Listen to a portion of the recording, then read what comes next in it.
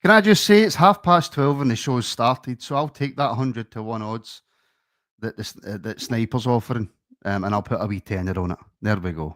That will do me. Hello, everybody. Welcome along to your afternoon rabble here on the Rangers Rabble Podcast, the Rangers Rabble Network, also part of the Talk Sport Fan Network as well. And I'm delighted to say I'm joined by Alan, who always speaks sense and who I haven't been on with for ages. Al, how are you? I'm not too bad. I've probably been built up a wee bit too much by you telling everybody I always speak sense, but I like to think I do.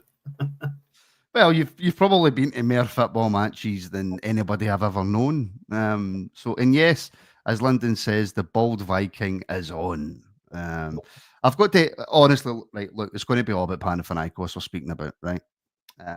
But just before we do, please like, share, and subscribe, all that good stuff. Get your comments in. If you want to take the conversation in a different direction, put Q at the start of your comment and ask us any question you want to ask us.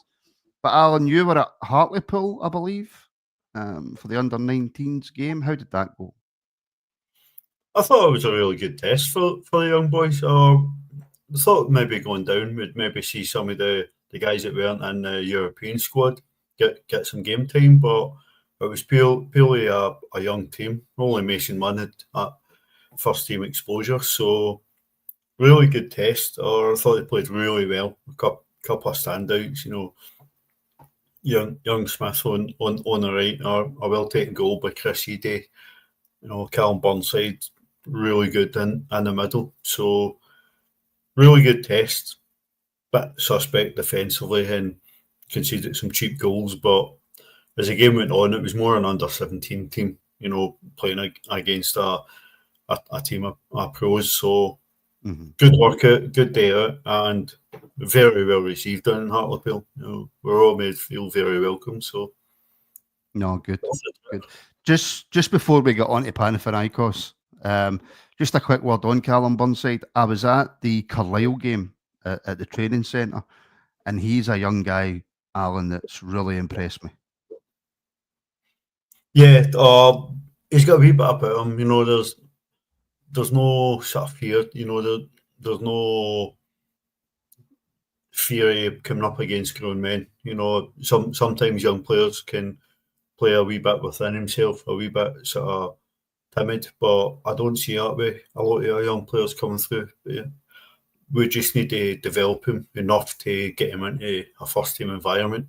We need to develop him enough that when they go on loan places, they can actually make an impact, because too often we see guys that are really, really good in their 19s, really promising, but they go on loan and they struggle to make an impact.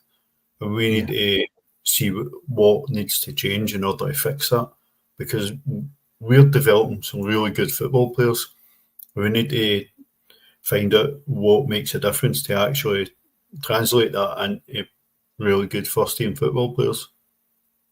And I have to say very quickly, Alan, you do realise that your TV's still in the box. That's just a picture of a TV on the box.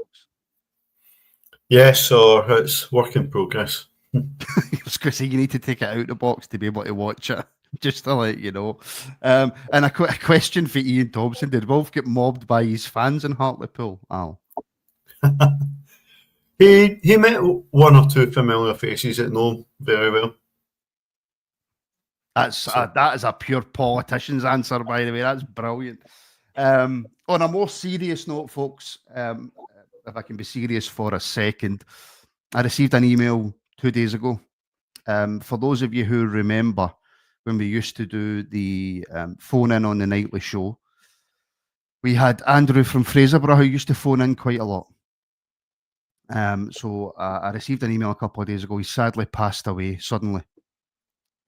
He was absolutely one of my favourite callers, and I just want to pass on my sincere condolences to his friends and family. He became a big part of the show, did Andrew, and it's terribly, terribly sad news. So I just want to pass on, like I say, my sincere condolences, and everybody from the Rabble also passes on their condolences to Andrew and his family. Such sad news.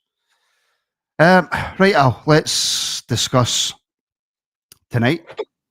Big, massive night for the football club. Massive night, Alan, for Russell Martin and his players. Absolutely huge, and it probably came earlier than we'd hoped. Obviously, Bilbao not going to the final put us in around earlier and really shortened the time frame the new management team was going to have to work with players and prepare for this. But there's been obviously a lot of opinion amongst the support about our choice of pre-season programme. We're not ready for it, but I think Russell Martin's probably got as close to a free hit as he can. You know, he needs to go out there and just make sure we can see the building blocks of our style of play and what he's trying to do.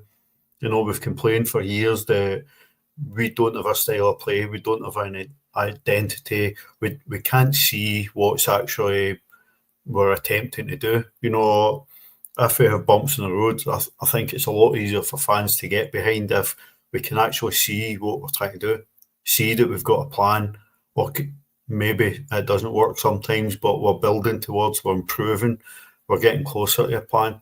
But people need to remember Panathinaikos are not any further forward in their pre-season than we are. You know, it's very early in the season in the summer for them. So they come facing a team with a new manager, a load of new players, and probably a different way of playing than any footage you've got of us. So Panathinaikos are not coming to get an easy game. I think we probably will have to put up with what we saw in the Bruges game. You know, the friendly, we'll make mistakes, but I think we're going to watch a Rangers team that's going to get after teams. You know, going to look to dominate and put pressure on teams. And to be honest, you listen to Russell Martin, I think we're going to see a Rangers team that play a wee bit dirty. You know, and that will absolutely be there to see that, because we've been far too soft for far too long. And I think that might just start to change. Well, former Rangers player Andy Little disagrees with you. Free hit, don't think so. It's not actually that Andy Little, folks. Right? It was just he seems to have the same name. He did when he in his press conference. He said that this won't define us, this game. But in the context of the season, in the context of moving forward, how important is it? Because there's been managers from both Rangers and Celtic who have come in now and had dreadful results in Europe, lost to teams that they shouldn't lose to. I don't know whether you want to put Panathinaikos in that bracket or not, because I'll be honest with you, mate, I don't know where they are, how good they are. A lot of football teams, you go on, you know, the past and how good they used to be in the past and how difficult they were to play against. So, in terms of the season, do we look too much into this game? If it maybe doesn't go our way, or it does go our way, will it define anything? Probably not, because at the end of the day, what we do in the league is going to define us. I think I don't think Russell Martin ends up with a massive backlash if we don't win this tie. I think what he does is get a massive boost in his support if we do win it. You know, and I think we saw the draw yesterday for the potential opponents in the next round, depending on what competition we end up in. And we've got a far, far more favourable looking draw in the next round of the Champions League than we would drop in the Europa League. So and the players shouldn't need any more motivation, but if they did, you know, that draw yesterday absolutely sealed it, because, you know, that I think is a very, very winnable tie in the next round of the Champions League. And I think tonight and next week, I think we're in a very winnable tie. But it's not one that we can take for granted. I think the players are going to certainly have to turn up. They're going to have to buy into what Russell Martin and Matt Gill are asking them to do. And I think they're going to have to put the work in. But it's been brilliant to see that Russell Martin's absolutely worked the socks off these players. You know, I hope they've got the conditioning right, and I hope they've got him built up enough, because playing in front of the Ibrox crowd, you know, there's no hiding place for these players. Oh, none. Absolutely none. And that was a slight worry for me, Al, coming into the game. And again, maybe I'm completely wrong, but we've brought in players mostly, if not all, from England. You know, Fernandez came for Petersburg, Asgard came for Luton. Giga's came in for Wolves. Giga's probably the only one, I think, who's got previous European experience of all the players that we've brought in. Does that worry you at all? Or is it a case of, well, no, just chill. Not particularly. Obviously, Gassama's got a bit of experience making his debut at Paris Saint-Germain, playing with Messi and Neymar, and came through the system there, and Giga's played in Europe, played across a couple of different countries. But I think it's been important, and Russell Martin spoke about that, it's been important to try and build a solid spine in the team.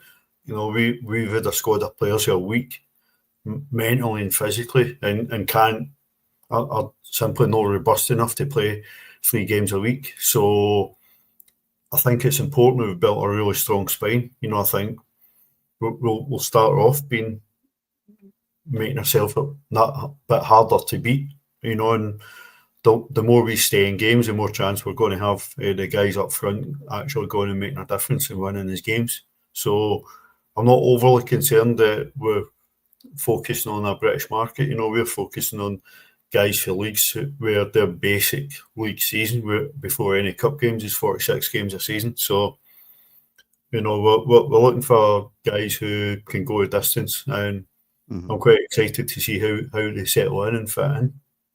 Yeah, and we now have, let me see if I can find it. Where is it? Oh, did I not? I didn't start it. Damn it. I thought I did. There we go. Liam Moore, Leeds fan here. I'll be cheering you on. Come on, lads. So we've picked up a bit of the Leeds support as well, Al, which is always good to see. And Colin saying, let's not kid ourselves. If we lose tonight, Russell Martin will get it from all sides. Yeah, but I don't want to look down the pessimistic route of if we lose, Alan. I'm trying to be as positive as I possibly can, and I've asked loads and loads of guys this now, and I'll ask you since I've not spoke to you. Has your opinion of Russell Martin changed at all since he's came in the door? Have you liked what you've heard from him in press conferences? Have you liked what you've seen in the training videos? I've very much liked what I've seen and heard. When he was appointed, I wasn't as against it as maybe many people were, but I maybe wasn't overly excited. But I watched a few of his videos from before he was linked in, before he came in, and I was very impressed at the way he spoke and the way he planned things out, and since he's came in, I've been impressed by what he's spoken about and how he's spoken about it. So, listen, it's a cliche to say, but it's a results-driven business. If Russell Martin goes and wins games and wins trophies, he'll be viewed as a success. But he loses games. He's going to be under pressure. He needs to get credit in the bank, and he needs to get credit in the bank early. And I think, given that draw yesterday, it'll be a really big blow in terms of if he did lose against Panathinaikos over 2 legs, because it'll be very difficult to go through that Europa League qualifier, and then all of a sudden you're looking at where we get into a third European tournament, or we're out before the season really kicks off. So I think tonight, next week, massive test, and he'll deserve massive plaudits if he gets through, because a lot of people are down on the appointment. A lot of people are doubting it, but I think a lot of people need to give him more of a chance if we go and put on a performance and get through against Panathinaikos. Yeah, absolutely. And like I say, I seen Motherwell against Peterhead in the Cup, and I'm a little less worried now than what I was when the fixtures first came out about going to Fir Park. They've got a manager now who's trying to do, fair play to him, he's trying to bring in a style of play and stuff like that, but let's just say I'm not as concerned, which of course now means we're probably going to lose because I've said that. Let's be honest. I just want to take this opportunity as well to say a massive, massive happy birthday, a massive 11th birthday to my daughter. So this is always my favourite day of the year, the 22nd of July. Happy birthday, Phoebe. Even though she's got no interest in Rangers and won't be watching, I'll say it anyway. Happy birthday. Just moving away from Panathinaikos for a second, Alan, right? There was loads and loads of rumours about Owen Beck. Owen Beck's going to come to Rangers this, Owen Beck's going to come to Rangers that. It now looks as though if we do want to get the boy, we're going to have to pay between 7 and 10 million. And there's a couple of other clubs interested, and he's close to joining certain clubs and blah, blah, blah. 7 to 10 million for Owen Beck. Al, is that just a wee bit, not out of our price range, but out of what we should be paying for him? It's probably a lot to play for a boy of his experience, but he's certainly a player very, very highly rated. And the speculation I saw this morning is allegedly close to a loan deal to Derby County. So maybe looking somewhere in the middle, if we to put a bid together that, we to bring him in on loan and perhaps make it a conditional purchase if he meets certain sort of achievements in appearances, we will then sign him for a big fee, over the course of the season. If we're signing him and bring him in on loan and paying his wages, then maybe if he plays a certain amount of games, then we go and spend £5 million on him next summer. It kicks the can down the road a wee bit and gives us a wee bit more space in the budget to spend money on players now. But I'd be quite happy if it was a loan with some sort of a conditional obligation to buy. Yeah, I mean, AJ's quite right. I mean, we can't sign a left back until either Yilmaz or Jefty's gone. But with Yilmaz being left out of the European squad, Alan, does that do we read into that too much, or does that pretty much tell us that he's leaving? That probably tells us we're quite happy for him to leave, given the limitations on the squad and how many players in various sort of stages in nationality you can actually list in the squad. The size of our squad, people are going to be left out. Even if we're somewhere in the plans, we can't put every player we've got here in the squad. So I'm surprised that some of these players didn't get some game time at the weekend, as I said, but I think the conversation's been had. Russell Martin was quite open when he was talking about Robin Proper, that, listen, we've spoken to players, you're probably not going to get a lot of game time if you want to play football and you're interested to find a move. So I think that's probably been a wee bit disappointing that we've been slow in terms of getting players moved on. The squad's still far, far too big. But we'll see in the fullness of time. I don't think we'll wait too long to get players out the door if we want to go and get certain players in. I think if we really want a player in, we'll go and get him, and then look to try and move players on beyond that. Yeah, quite possibly. The Sniper, massive super chat. Happy birthday, wee one. Thank you very much, Aldo. Thank you for the support, and I will make sure and I will pass that message on. Loads of birthday messages coming through for Phoebe. She doesn't watch the show, but I will certainly pass them on. So thank you very much, Dode the Geek. Not Another Rangers Podcast, Care, thank you very much. There's a few more birthday wishes in there as well from Vix. Singing the Blues, thank you very much. I will make sure and pass them on. A birthday had to be bought on a day that Rangers were playing, didn't it? It just had to be. There was no other option for that. In terms of other kind of transfer news before we get back to tonight, loads more are coming out about Hamza Egeman. This is a strange one for me because, all right, it's just 5 or 6 minute training video clips, but he looks extremely happy in there with all the players. He looks as if him and Russell Martin have got a really good relationship. We've been hearing about this 10, 12, 15 million transfer for what seems like forever now. I've got no idea where all this stands, but from where I'm sitting right now, it looks as if Egeman's going to stay at Rangers and be part of the squad. Yeah, listen, I've heard a lot of chat. I've heard people suggest that the club want it done and no dragging on. But I would rather we had them in the squad for European qualifiers, scoring the goals that gets through, and then capitalise on a team needing a striker and panicking at the end of the transfer window, saying there's 25 million. none of this 15 million garbage, for a player with the talent of Hamza Egeman, who has the talent to go a very, very long way and very, very far away from the level of Scottish football. So I think the sky's the limit for a boy, and I'd very much like to see us get at least another month or two out of him and get us closer to the promised land, the Champions League, before maybe we cash in on him. Yeah, and Paul McCorrickle, Martin, we're linked to a Serbian 18-year-old midfielder. We've been linked to about 6 million players this transfer window.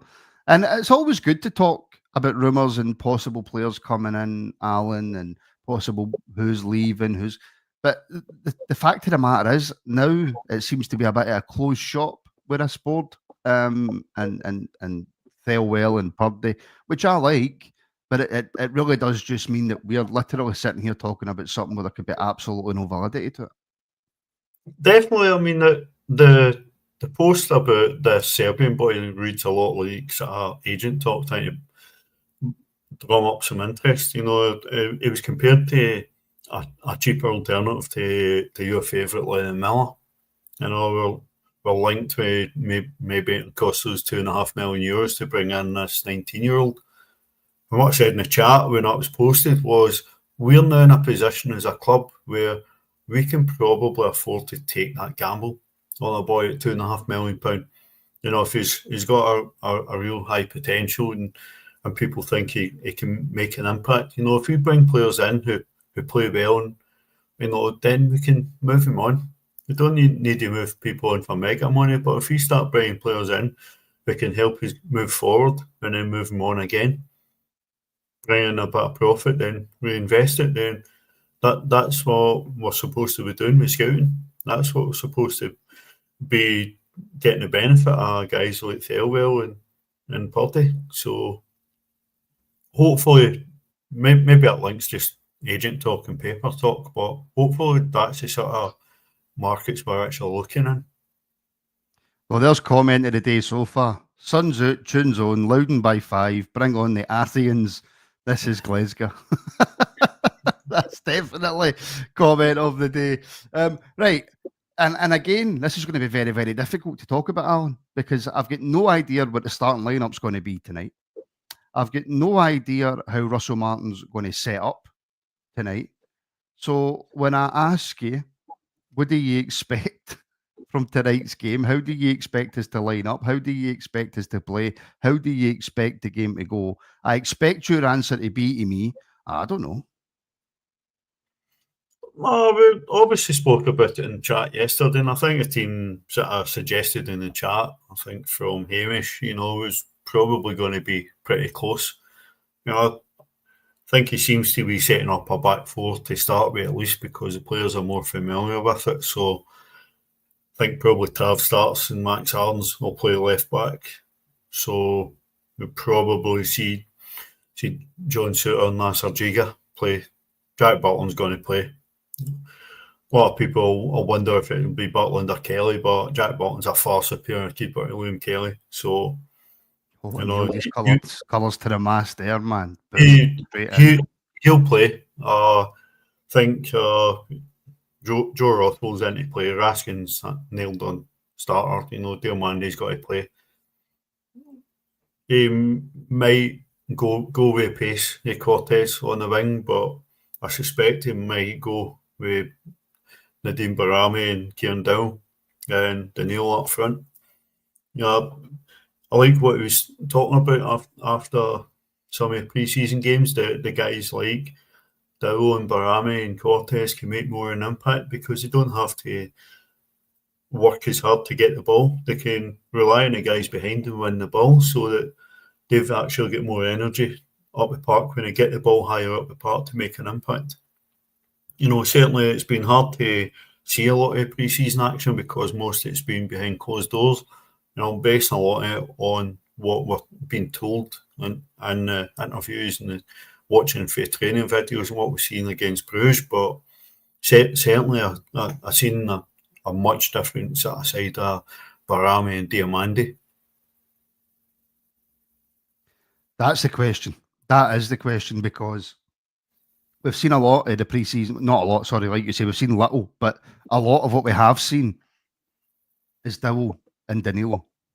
Seem to have maybe have been the kind of standoutish players in the videos that we've seen. I don't know if that's fair or not. Do you expect? I mean, I fully expect Danilo to start up front because the manager's basically told us that because Igaman and Dessers aren't ready. So that tells you Danilo's starting, right? Do you expect Dowell to start? I think so, based on that he seems to have been starting most of these pre-season games. I think the biggest issue with Kieran Dowell throughout his career has always been his availability, and how many injuries he picks up.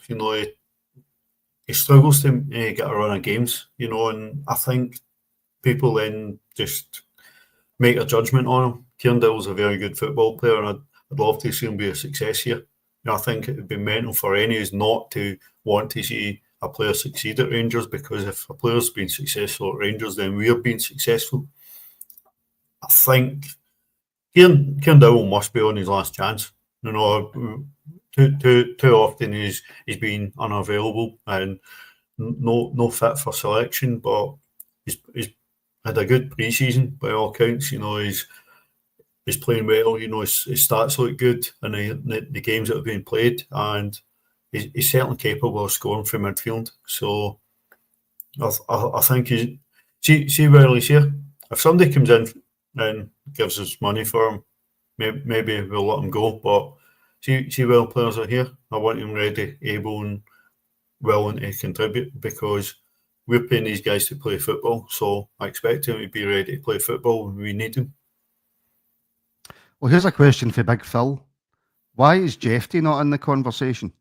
He's in the conversation for me, Al, but the problem is we've brought in Max Aarons, and albeit it's just a straight loan and then he goes back to Bournemouth at the end of the season, right? We'll see what happens further down the line, but he's going back to Bournemouth. But he's here to play. Tav's going to play. I think that's two absolute stick-ons. But Jeffy, he's certainly in and round about it, but I think we all had the conversation towards the end of last season. He played too much. Probably, and I think Jeffy is very much going to be in the plans. Jeffy looks like the sort of player that will be a really good wing back for our Russell Martin team. I'm basing the choice of Aarons at left back on the lineups over pre-season.